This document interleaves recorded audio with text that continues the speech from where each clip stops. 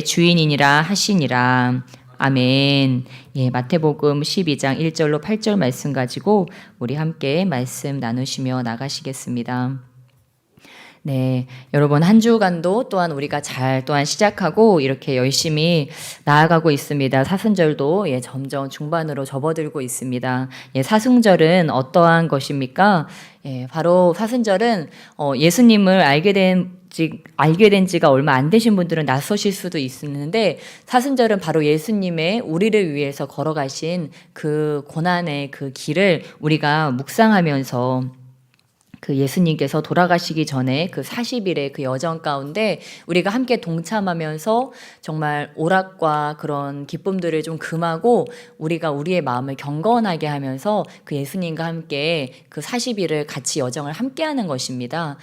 그래서 뭐 제의 수요일부터 해서 예전에는 더 엄격한 그런 신앙의 그런 것들을 행했는데, 그러나 이 시대에도 우리가 그와 똑같이는 하지 않더라도 우리가 그러한 마음과 그런 정신을 가지고 살아갈 때 우리에게 영적 유익이 있을 줄로 믿습니다.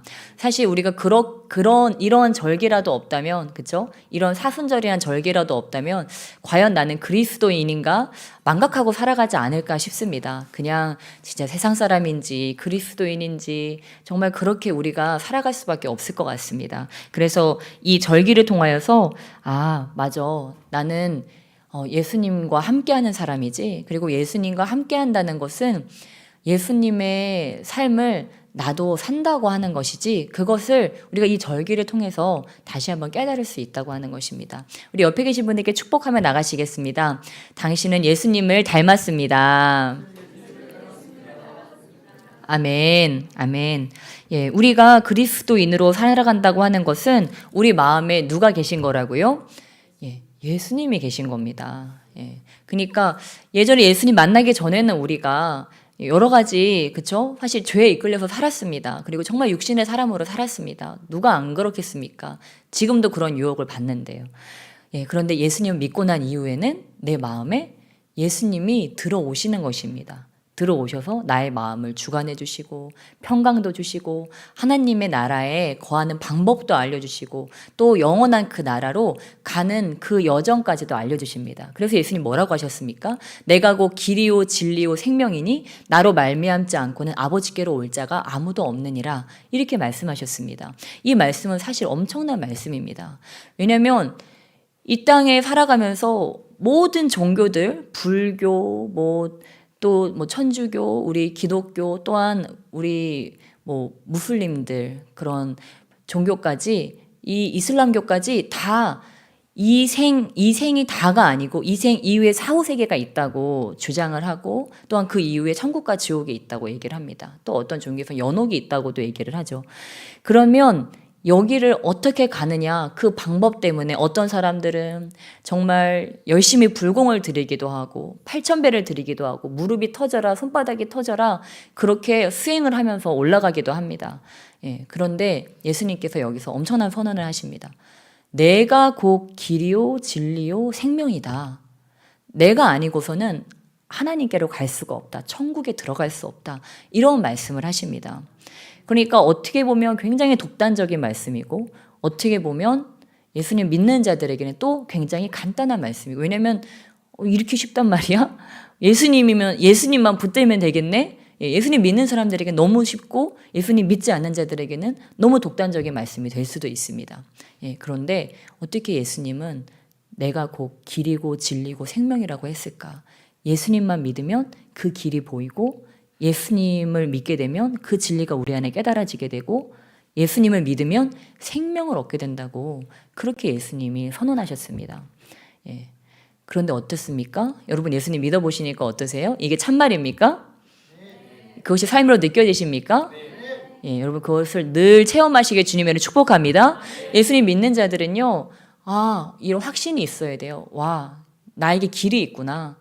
나에게 하나님과 함께하는 방법이 있고 이 땅에서 천국처럼 살아갈 수 있는 방법이 있구나. 그리고 내 안엔 진리가 있네. 이 진리가 나를 자유케 하네. 주님 감사합니다. 내 안에 생명이 넘치네.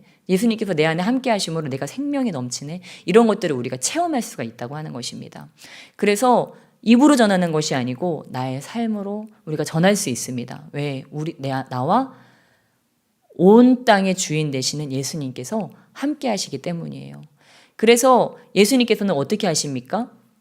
예수님께서 함께하는 자들은 그 말이 땅에 떨어지지 않게 하십니다. 그리고 그와 함께하는 것을 하나님께서는, 예수님께서는 보여주십니다. 그가 마음속으로 정말 작은 신음소리 하나를 내도 아버지 하고 부를 때에도 그 부름에도 예수님께서는 우리에게 응답해 주십니다. 그리고 그 진리 가운데로 갈 수 있도록, 때로는 내가 연약하고 부족해서 그 진리로 못 갈 때에도 주님께서 그 진리로 갈 수 있도록, 또는 그 믿음을 가질 수 있도록, 믿음이 연약한 자에게는 그 믿음까지도 주셔서 거기에 갈 수 있도록 도와주신다고 하는 것입니다. 그러니까 예를 들어서 저와 여러분이 예수님 믿었어요. 믿었는데 내가 예수님 믿는 사람답게 살아갈 힘이 없어요. 그러나 그거 가지고도 실망할 필요가 없다고 하는 거예요. 그것조차도 우리 주님께 구하면 주님이 주신다고 하는 말씀입니다. 그래서 아버지, 제가 예수님을 믿었는데 예수님은 믿는 자처럼 살아갈 힘이 없습니다. 제 안에 믿음이 없고, 또한 제 안에 이 죄를 이길 힘도 없고, 예수님을 닮아갈 그런 지혜조차도 없습니다. 주님, 저를 좀 불쌍히 여겨주세요. 좀 도와주세요. 이렇게 기도를 하면 주님께서 그것조차도 도와주신다고 하는 것입니다. 그러니까 우리가 연약하다고 해서, 또는 내가 믿음이 너무 적다고 해서, 또는 내가 예수님을 믿은 지는 오래됐는데도 아직도 예수님을 내가 잘 알지 못한다고 해서 슬퍼할 것이 하나도 없습니다. 왜요? 주님은 구하는 자에게 모두 주시기 때문입니다. 뭐까지 주십니까? 성령까지 주세요. 성령을 주신다는 건 무엇입니까? 하나님 자체를 우리에게 주신다고 하는 거예요. 하나님은 누구세요? 온 우주 만물을 창조하신 분이에요. 온 우주 만물을 창조하신 분이 내 안에 들어오셨어요. 여러분, 이게 감당이 되십니까?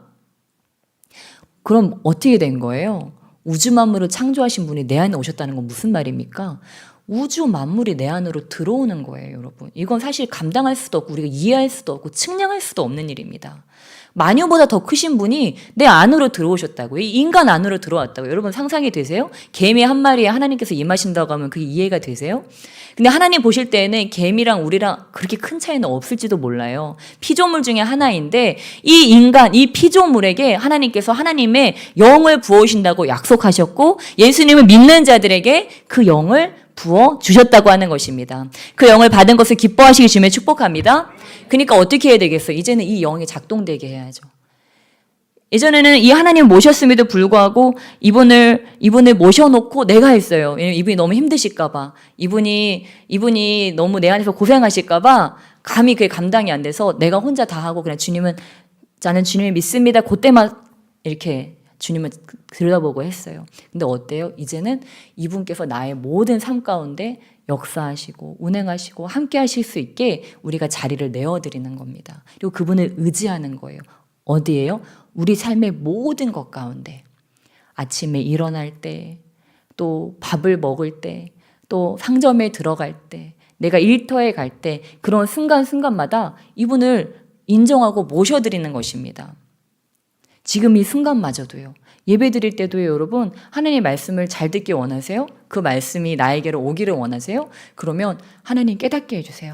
주님의 말씀으로 나에게 채워주세요. 이렇게 얘기를 할 때 그것이 나의 것이 된다고 하는 것입니다. 주님의 영이 저와 여러분에게 함께 한다고 하는 거예요. 예, 그래서 우리 주님께서 우리에게 뭐라고 말씀하셨습니까? 수고하고 무거운 짐진 자들아, 다 내게로 오라. 내가 너희를 쉬게 하리라라고 말씀하셨어요.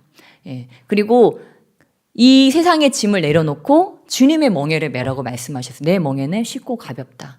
그런데 우리는 그 멍에를 매는 모습을 한 번도 본 적이 없지만, 중동 지역에서는 그 멍에를 본 사람들은 이 멍에를 맨다고 하는 게 어떤 의미인지 다 알고 있습니다. 중동 지방에서 이 소 2마리가 멍에를 매는 것은 어미소와 새끼소가 멍에를 매요. 그런데 어미소가 멍에를 다 맵니다. 새끼소는 어떠냐면 어미소가 다 매에다가 그냥 신육만 하고 가는 거예요. 그러니까 실제로 그 멍에는 어미소만 메고 있어요. 새끼소는 신육만 하고 가는 거예요. 그런데 그 둘이 멍에를 메고 있다고 하니까 저의 새끼소한테는 왜 지나가는 사람이 왜 쟤한테는 멍에를 저렇게 씌워놨지? 의문이 들 정도로 그런 장면이에요. 그러니까 중동 지역에서 얘기하는 이러한 멍에를 맨다는 의미를 알고 우리가 이 말씀을 읽으면 여기서 우리가 멍에를 맨다는 게 어떤 의미인지를 알 수 있습니다. 우리가 주님과 동행한다고 하는 건 되게 어렵게 느껴질 수 있습니다. 그런데 예수님의 말씀은 이 주님께서는 실질적으로 모든 것을 다 메고 계시잖아요. 모든 책임을 다 지고 계시잖아요. 주님께서 이 모든 것을 다 알고 계시고 모든 것과는 다 모든 책임을 지고 계시기 때문에 자, 내 안으로 들어와. 내 안으로 들어와서 이 평안과 이 쉼을 누려. 나의 권세와 내 권세가 다스리는 그 모든 것들을 누리라고 주님께서 말씀하십니다. 그러니까 우리는 예전에는 나 혼자 살아가느라 고생했어요. 이 죄의 멍에를 메고 그 죄의 모든 대가들을 다 내가 치러야 됐어요. 여러분 상상해 보세요. 저와 여러분이 예수님을 알기 전에 또는 알고 나서도 내가 어딘가에서 폭언을 하거나 폭행을 하거나 나쁜 행동을 했어요. 그러면 어떻습니까? 이 땅에서도 우리가 대가를 치르게 됩니다. 그렇죠? 내가 했던 어떤 나쁜 행동에 대한 대가를 치르게 돼요. 그러니까 죄에 대한 대가가 이 땅에서도 분명히 있다고 하니까 사람들이 그런 말을 하잖아요. 누군가 아주 나쁜 행실을 가진 사람이 막 그렇게 살아가다가 나쁜 일을 당하게 됐을 때 저거 죄값 받는 거다. 그런 얘기들을 하지 않습니까? 그런 것과 같이 우리가 이 땅을 살아가면서도 그렇습니다. 그런데 어떻습니까? 우리가 이 땅에서 오늘도 그런 여러 가지 죄악들을 행하기도 하고 과거에는 더 그렇죠? 알고 지은지 모르고 지은지 너무 많죠. 그런 죄의 대가들을 우리 스스로가 그렇게 치르면서 살았어요. 근데 지금은 어떻게 됐습니까? 우리가 주님 안에 오면서 더 이상 내가 이런 죄된 삶을 살면 안 되겠다. 이런 것들을 깨닫고 주님께 내가 죄된 삶을 청산하기로 주님께 맡겨드리면서 아버지 이제 주님께서 내 안에 오셨는데 주님을 기쁘시게 해드리기 위해서 내가 죄와 멀리합니다. 주님께 내가 어떻게 살기를 원하는지 제가 여쭤봅니다. 그러면서 살지 않습니까? 그러면서 우리가 죄와 점점 멀어지는 삶을 살게 되고 또 이 주님 안에 오면서 예전에는 우리가 왜 깨끗하게 살아야 되는지 왜 정결하게 살아야 되는지 전혀 알지 못했어요. 그리고 그렇게 할 힘도 없었어요. 죄가 나쁜 줄은 알지만 내가 사람들과도 좀 잘 지내고 싶고 가족들과도 잘 지내고 싶고 또 나쁜 마음도 안 품고 싶고 나쁜 말도 안 하고 싶은데 이게 절제가 안 됐잖아요. 그렇죠? 그런데 예수님 안에 들어오니까 예수님이 내 마음에 평강을 주시고 예수님 내 마음에 사랑을 주시니까 그것을 할 수 있게 됐다고 하는 것입니다. 그래서 저와 여러분이 이제 주님 안에서 새 사람이 되었는데 주님께서 어떻게 하셨습니까? 나의 그 죄의 모든 삭을 다 치러주셨다고 하는 것입니다. 주님께서 죄의 삭을 치러주셨기 때문에 이제 우리는 그 죄에서 자유케 돼서 예전에는 그 죄책, 그 죄책감 이런 것들에 늘 눌려서 우리가 그렇게 살았어요. 그런데 주님께서 나를 용서해 주셨구나. 그리고 내가 살아갈 수 있는 새 사람이 될 수 있는 힘을 주시는구나. 그리고 그 힘을 얻고 오늘도 다시 나갈 수가 있다고 하는 것입니다. 물론 저와 여러분이 어제까지도 또한 예수님 믿기 이전까지도 흉악한 죄악을 저질렀어요. 그렇다면 우리가 어떻게 해야 됩니까? 입 싹 닦으면 되나요? 내가 예전에 누구한테 큰 실수를 했어요. 입 싹 닦으면 돼요? 나 용서받았는데? 이러면 됩니까? 그게 아니죠. 그게 아니고 내가 주님께 큰 용서를 받은 자처럼 큰 사랑을 받은 자처럼 내가 이제 살아가게 되는 것입니다. 그러니까 우리의 삶의 태도가 바뀝니다. 예전에는 그냥 날 잡수하고 살았다면 이제는 내가 이렇게 용서받은 사람이지. 내가 이렇게 큰 은혜를 받은 사람이지. 내가 이렇게 큰 빚을 탕감받은 사람이지. 은혜 입은 사람이지. 그러면서 살아가게 되는 거예요. 그러니까 어떻게 돼요? 이 땅을 살아가면서 자비를 베푸는 삶을 살아가게 된다고 하는 것입니다. 왜? 내가 큰 사랑을 받았기 때문에. 오늘 말씀 가운데 예수님이 등장하시는데 여기 바리새인들이 나옵니다. 우리 마태복음 12장 1절로 2절 말씀 함께 읽겠습니다. 어떤 배경에서 이런 일이 일어났는지 함께 읽겠습니다. 시작. 그때 예수께서 안식일에 밀밭 사이로 가실새 제자들이 시장하여 이삭을 잘라 먹으니 바리새인들이 보고 예수께 말하되 보시오 당신의 제자들이 안식일에 하지 못할 일을 하나이다. 아멘. 여기 두 부류가 나오죠. 예수님과 또한 제자들 그리고 바리새인들이 나옵니다. 그런데 여기 나오는 바리새인들은 이미 마음에 예수님께서 행하시는 그 모든 것들을 보고 지금으로 따지면 목사님들이죠. 목사님들이 지금 예수님을 보고 마음에 안 드는 거예요. 자신들이 생각한 메시아하고 내 생각과는 너무 다른 메시아를 보고 마음에 안 들어서 이미 살해하기로 결의를 했습니다. 그래서 지금 여기에 간 이유는 예수님을 만나기 위해서 간 것도 아니고 예수님을 살해하기 위해서 트집을 잡기 위해서 어떤 이제 빌미를 잡기 위해서 간 것입니다. 무엇입니까? 안식일 규례를 어긴다고 하는, 이 유대인들에게는 안식일 규례가 법이기 때문에 범법자라고 하는 그러한 꼬투리를 잡기 위해서 지금 간 것입니다. 예, 여러분, 저와 여러분의 마음에 평간이 없으면요, 바리새인들처럼 살게 됩니다. 무슨 말일까요? 꼬투리를 찾아다녀요. 그러니까 내 마음에 화가 이만큼 가득 차 있어요. 누구든 걸려봐. 누구든 걸려봐. 이러고 다니는 거죠. 그러다가 누가 자그마한 실수를 합니다. 그럼 거기서 빵 터져버리는 거예요. 꼬투리를 잡는 거예요.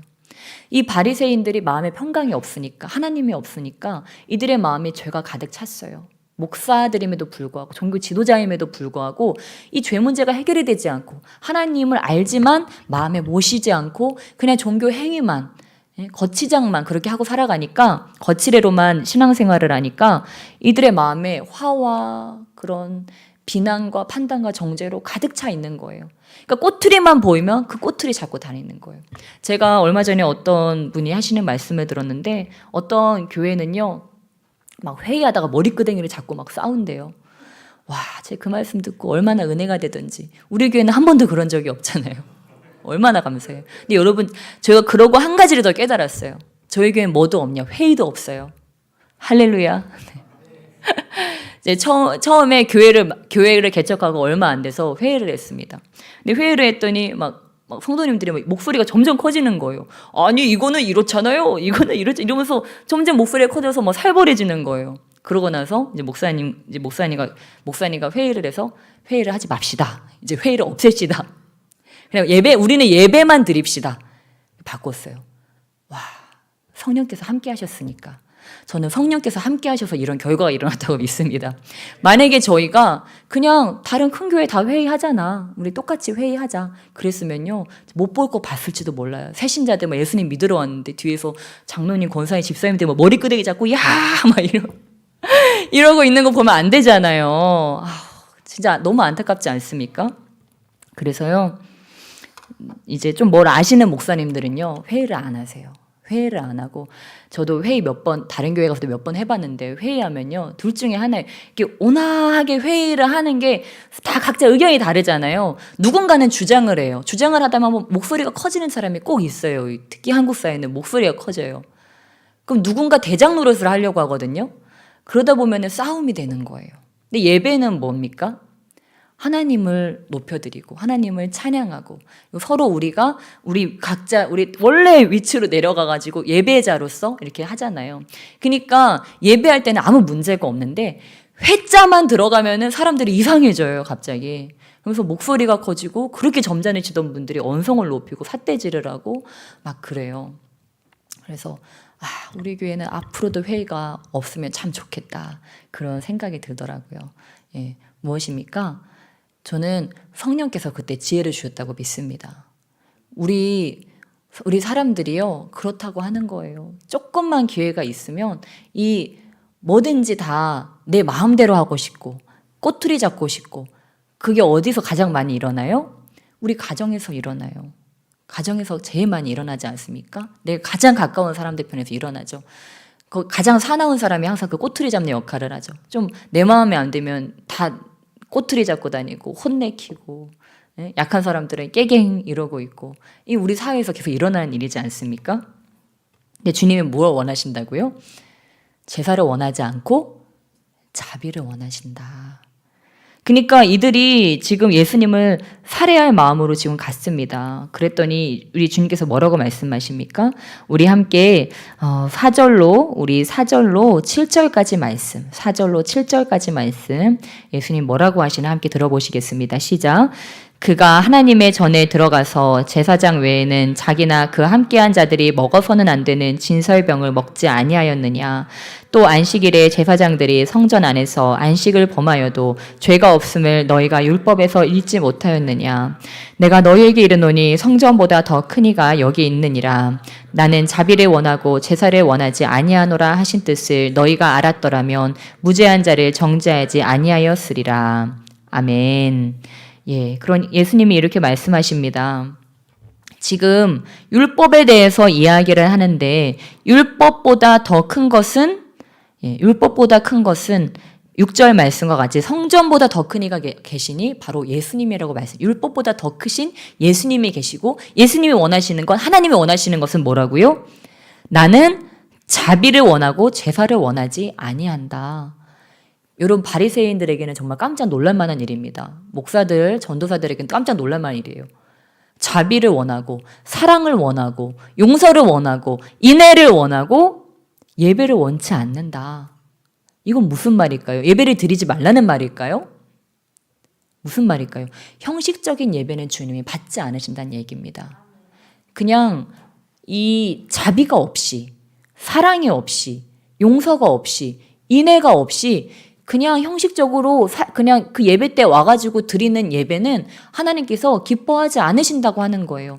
바리새인들이 예배는 최고였어요. 1등이었어요. 가장 거룩하게, 가장 그 종교 행위에 맞게 안식의 규례를 철저하게 지켰어요.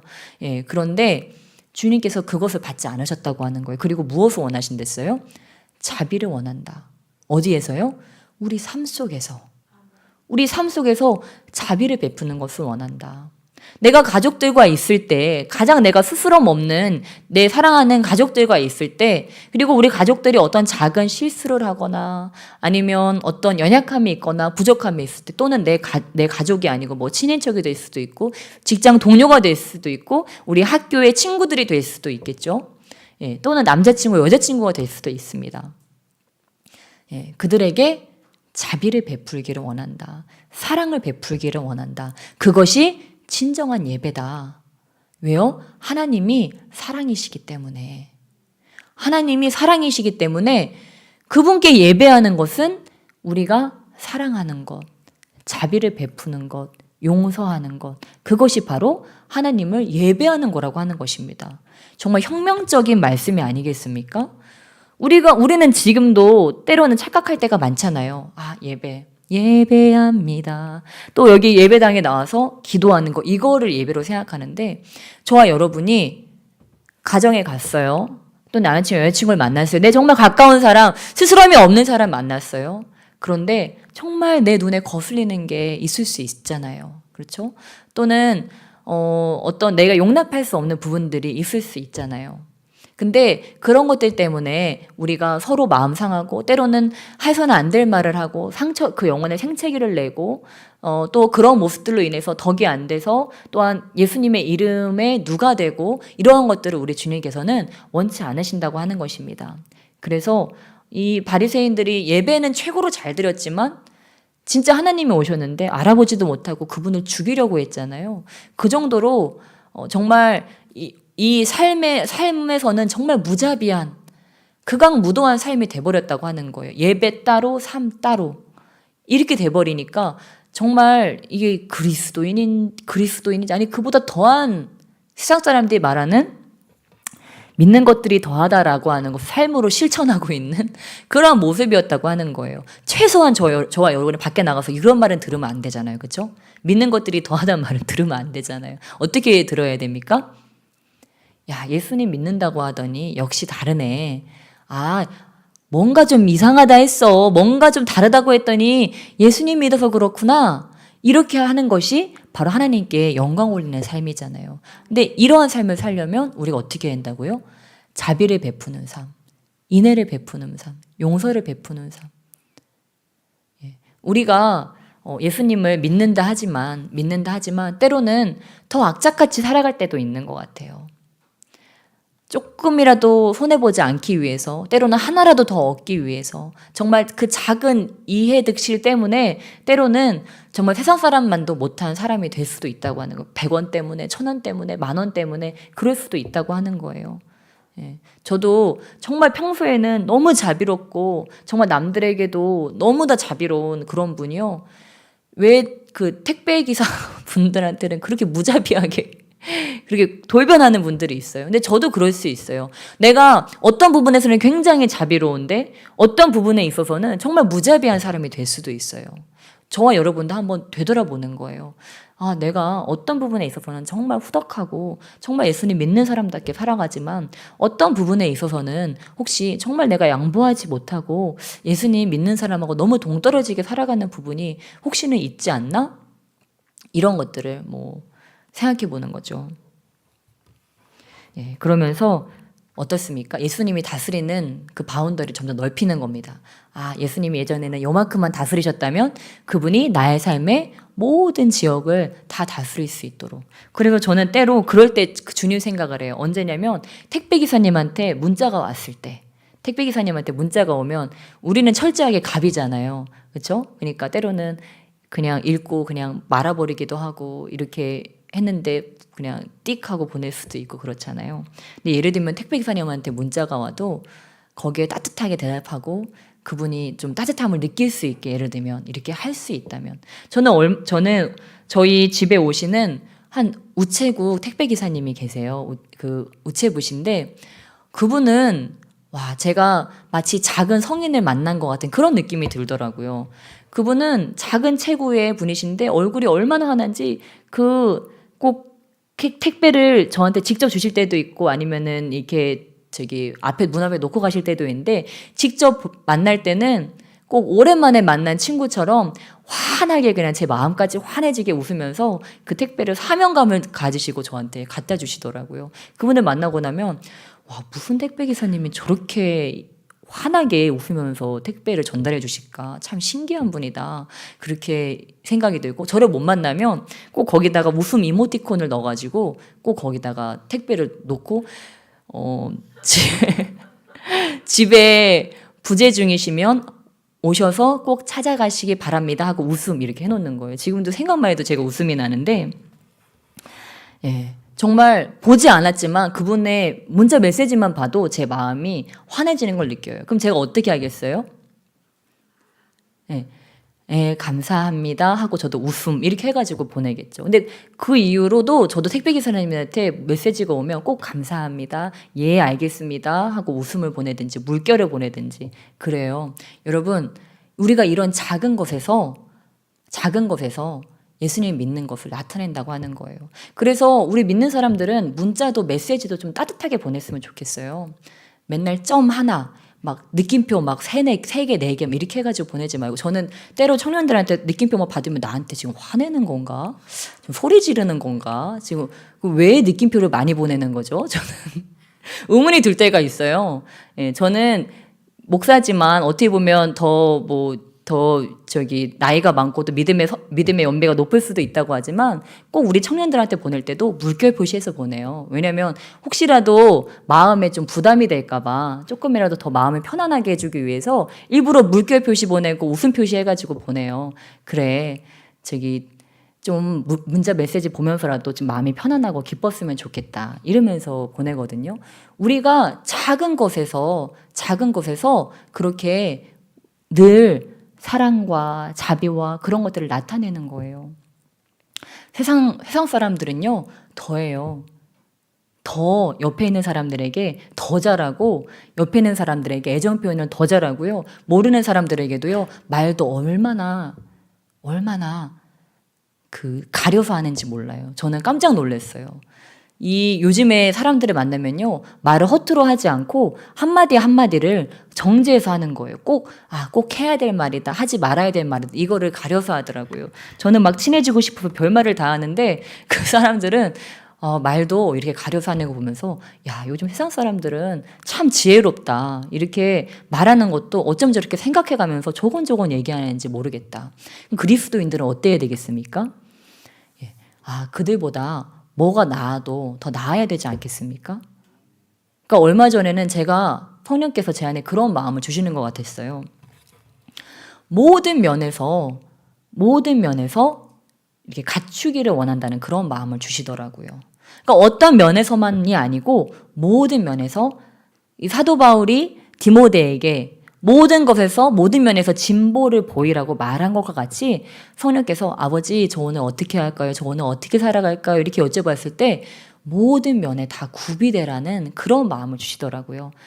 그렇구나. 성령님 알려주세요. 제가 어느 부분이 부족하고 어느 부분을 더 채우면 되는지 성령님 저에게 지혜를 주세요 하면서 나가고 있는데 지금 벌써 어느 정도 이렇게 삶이 진척이 되고 있는데 제 연초에 했던 그 기도 제목들이 하나하나 이루어지는 것들을 저도 보고 있습니다. 하나님께 저의 연약함을 주님께 올려드리면서 아버지 제 연약함을 붙들어 주세요. 제 연약함이 주님의 강함이 되게 해주세요. 간절히 기도했던 그 기도 제목들이 이루어지는 것들을 느껴요. 그런데 제 열심으로 이루어지는 게 아니고 기적 같은 방법들로 하나님께서 정말 저의 상황에 간섭해 주셔서 그런 것들을 느낍니다. 제가 주님께 기도했던 것 중에 두 가지는 하나예요. 아버지 시간 관리하게 해주시고 일찍 일어나게 하시고 일찍 자게 해주시고 별거 아니지만 저한테는 큰 기도 제목이었거든요. 그것과 아버지 정말 제가 제 화를 잘 절제할 수 있게 해주세요. 이제 이런 것들을 놓고 하나님께 기도했어요. 그런데 정말 하나님께서 강권적으로 역사해 주셔서 저희 가족이 온 가족이 아침 8시에 일어나고 10시에 잘 수밖에 없는 상황이 되어서 지금은 저희 온 가족이 아침 8시에 일어나고 10시에 자는 이런 삶으로 저희 가족이 올해 바뀌게 됐고 이제 예배를 드리다 보니까 저희가 사실 11시, 12시, 1시에 자는 게 늘 익숙했어요. 그런데 그것을 바꿀 수 있게 이 아이들을 통해서 이렇게 도와주셔서 그렇게 바뀌게 해주시고 또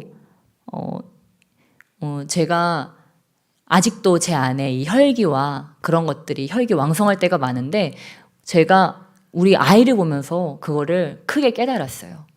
우리 아이를 보면서 저 모습이 내 모습이구나. 그것들을 크게 깨달으면서 저를 절제하고 또한 이 된 줄 알았던 이 성품을 다시 한번 주님 앞에 내려놓고 이렇게 편안함을 가질 수 있도록 노력하고 있어요. 그런데 화를 내지 않으려고 하는 게 중요한 게 아니더라고요. 왜냐하면 화를 내는 것은 저도 해보니까 화를 내는 거는 이미 준비가 돼 있어요. 준비가 돼 있기 때문에 화가 나는 거예요. 그러니까 이미 화낼 준비가 돼 있기 때문에 화가 나는 것 같아요. 누군가와 싸우거나 아니면 스파크가 튀거나 그러는 것은 이미 내 안에 화가 이미 가득 차 있는 거예요. 그러니까 중요한 거는 뭐가 중요할까요? 밭이 갈아엎는 게 중요하다고 하는 것입니다.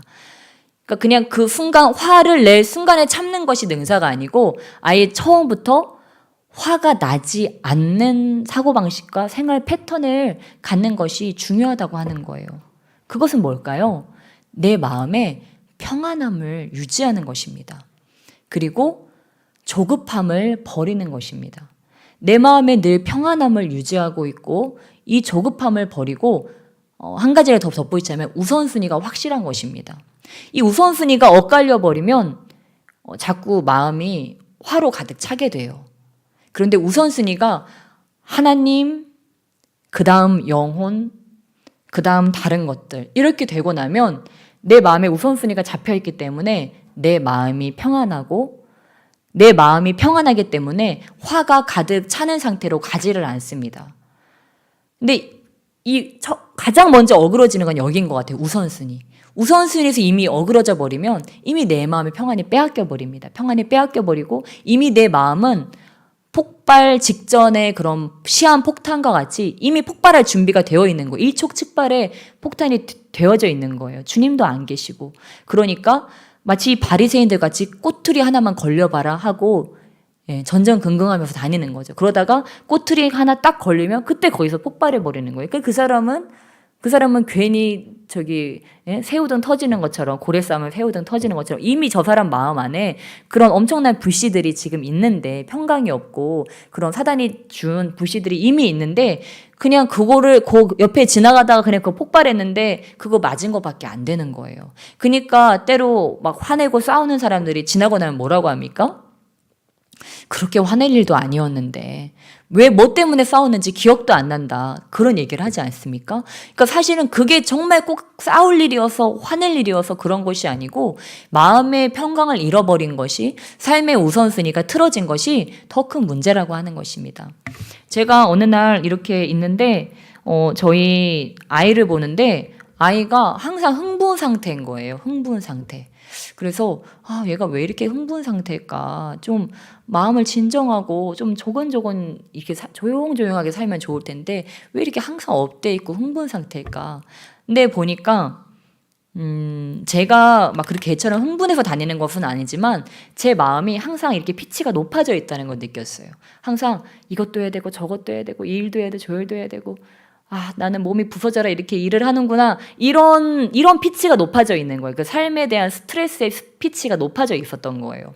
그러니까 뭐라고 해야 될까요? 바쁜 일에 쫓기는 사람처럼 살고 있었던 것 같아요.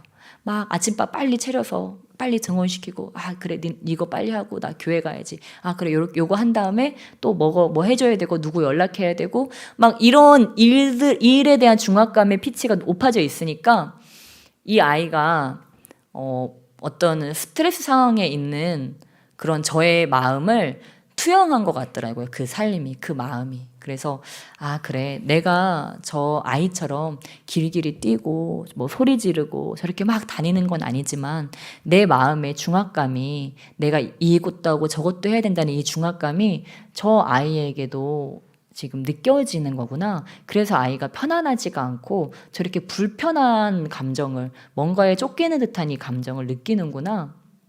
이런 것들을 느낄 수 있었어요. 그러고 나서 아 아니다, 내가 좀 줄이자, 내가 일을 좀 줄이자.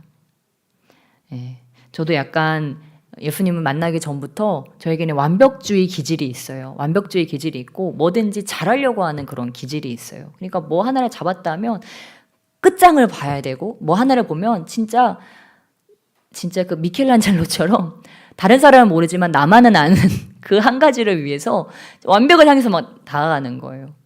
근데 이게요, 나도 힘들게 하고 주변 사람들도 힘들게 하는 거라는 걸 너무 잘 알고 있어요. 그래서 이거를 버리기 위해서 저도 부단히도 애쓰는데 그게 잘 되지 않는 거예요. 그래서 그거를 줄이고 저도 기도하면서 줄이고 하고 있는데 지금 한 85까지 내려온 것 같아요.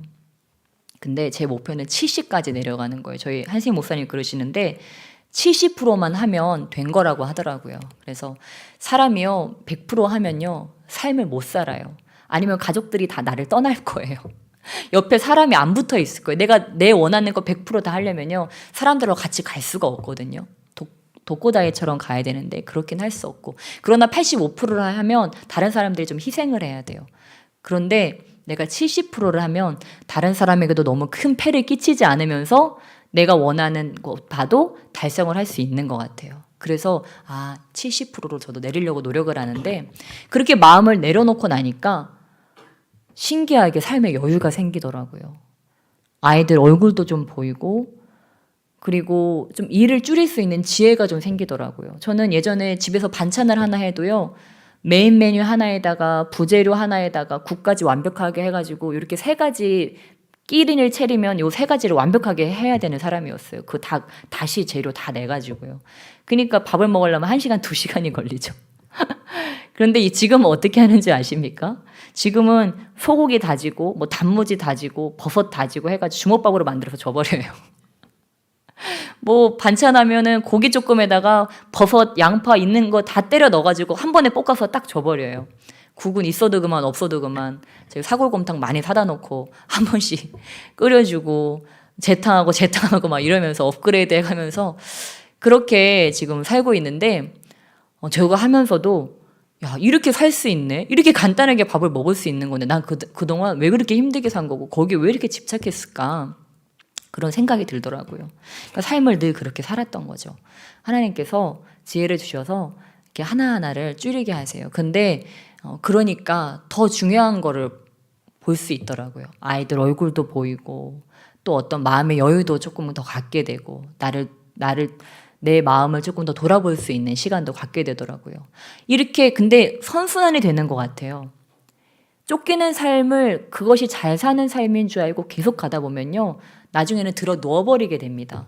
그런데 먼저 내가 브레이크를 밟고 멈추면서 뭐가 중요한지 그 중요한 것부터 하면서 우선순위를 잡고 나머지 덜 중요한 것들은, 덜 중요한 일들은 좀 줄여서 일을 하다 보면 그 중요한 것들에 집중하게 되면서 나의 삶이 더 선순환을 타게 되는 거예요.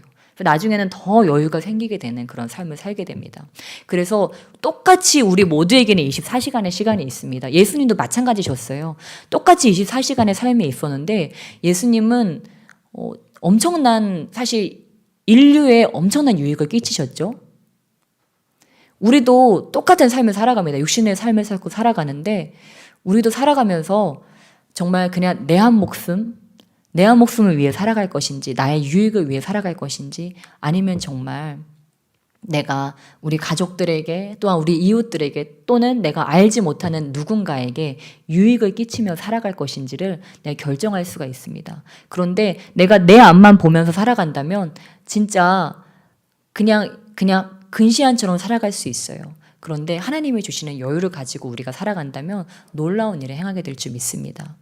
예전에 제가 한 연예인의 이야기를 듣게 됐는데 그 연예인은 예수님을 믿는 연예인이었어요. 그런데 그 한 여성분이 이 월드비전 이런 것들을 하면서 해외에 100명의 아이들을 섬기고 있다는 말을 들었어요. 처음에는 1명, 2명, 3명 시작해서 점점 욕심을 내고 하나님께서 부를 주시고 이렇게 하면서 나중에는 그분이 그 한 명의 몸으로 100명의 아이들을 섬기고 있다고 하는 거예요. 기근으로 죽어가는 아이들, 재난으로 죽어가는 아이들을 그 한 명이 매달 그 100명을 후원하며 살아가고 있다는 것을 보고 와, 진짜 대단한 삶이다. 어떻게 그 한 사람의 삶이 그러한 가치를 낼 수 있을까? 저와 여러분이 이렇게 잘 살아가고 있습니다. 잘 살아가고 있는데 우리가 한 번쯤 한번 생각해 봐야 될 것 같습니다. 내 장례식장에 과연 몇 명이나 올까? 과연 아니면 내 장례식장에 오지는 않더라도 내가 죽었을 때 누가 나를 기억할까? 이거를 한번 생각해 보는 거예요. 그건 어떤 삶일까요? 예수님께서 우리를 보내시면서 제자들을 뭐라고 하셨습니까? 제자들 부르시면서 내가 너희로 사람을 낚는 어부가 되게 할 것이라고 말씀하셨어요. 그러니까 우리도 이 땅을 살아가면서 결국 얻을 것은 어떤 일의 업적을 거두는 것이 아니고 저 사람 진짜 일 잘했어 이거가 아니고 어떻게 보면 영혼밖에 없다는 것을 우리가 깨달을 수 있습니다. 그래서 내 생의 마지막 순간에 누가 나를 기억할 수 있을까? 그거는 무슨 말일까요? 누군가에게 은혜를 베풀고 자비를 베풀고 사랑을 베풀고 그랬다는 이야기겠죠. 그러니까 그 사람이 나를 기억했다고 하는 이야기겠죠. 저도 얼마 전에 제가 알던 신학 동기 한 집사님이 돌아가셨다는 이야기를 들었어요. 그런데 제가 갈 수는 없는 상황이었지만 제 마음이 너무 슬프고 또한 당장이라도 달려가고 싶은 그러한 마음이었어요. 왜냐하면 그분과 함께한 그 순간들을 생각해보면 그분은 늘 자비로우셨고 늘 사랑이 많으셨고 이렇게 연세가 굉장히 많은 분이셨어요. 40대쯤에 이제 20대 청년들과 신학을 같이 하게 되신 분이셨는데 누가 어렵다, 누가 선교를 간다 그러면 제일 먼저 발벗고 나서서 도와주시는 분이었어요. 저도 선교를 갈 때 그분한테 도움을 받은 적이 있고 저를 볼 때마다 그렇게 예뻐해 주시고 이렇게 집에 초대해 주시고 따뜻한 시간들을 많이 가져서 그분을 생각하면 아 그래 참 자비롭고 사랑이 많으시고 늘 덕스럽게 말해 주시고 너무 따뜻하고 좋은 분이었다. 세상에 없는 그런 분이었다. 그런 생각이 드는 분이었어요. 그러니까 제가 너무 죄송하더라고요. 그 장례식장에 갈 수 없는 제 상황이 너무 죄송했지만 제가 그분께 직접 전달을 못했지만 제 마음은 너무 그분이 그립고 또한 그분과 함께했던 그 날들이 너무 소중하고 또한 정말 이 세상에서 눈에 보기도 아까운 그런 분이었다는 그런 고마움과 감사함이 제 마음에 남아있다는 것을 느낄 수 있었어요. 그러면서 다시 한번 다짐하는 것은 아 그래 나도 이런 삶을 살아야 되겠다. 그분 같은 삶을 살아야 되겠다. 그런 생각이 들더라고요. 그래서 정말 저와 여러분이 지금 이렇게 열심히 살아가고 있습니다. 주님께서 오늘 저에게 하신 말씀이 무엇이었습니까? 나는 자비를 원하고 제사를 원하지 않는다라는 말씀이었습니다. 우리가 이 말씀을 기억하고 우리 삶의 자리로 나아가서 정말 사랑을 실천하는 자비를 실천하는 우리 집 가장 위계서열 가장 낮은 그런 꼬맹이가 됐든 가장 연약해 보이는 그런 사람이 됐더라도 우리가 정말 자비를 베푸는 그런 예수님의 사람들 되시기를 주님의 이름으로 축복합니다. 그 주님께서 우리와 함께 하심을 믿습니다. 우리 이 시간 함께 우리 기도하시며 나가시겠습니다. 우리 이 시간 기도하실 때 우리 함께 하나님 저에게 주님께서 주신 그 사랑을 기억하게 하시고 아버지 정말 주님의 그 마음으로 그 자비를 베풀 수 있도록 주님 저에게 힘을 주시옵소서. 나의 어떤 쫓기는 마음, 분주함 그런 것들로 아버지 제가 자비가 아닌 정말 무지하비함을 택하지는 않았습니까? 아버지 정말 그런 분노와 절제하지 못하는 화로 인하여서 아버지 때로 주변 사람들에게 상처를 내지는 않았습니까? 주여 용서하여 주시옵소서. 어떠한 순간에도 주님의 사랑과 자비를 선택할 수 있도록 주여 나를 도와주시옵소서. 우리 주여 일창하시며 간절히 기도하시며 나가시겠습니다. 주여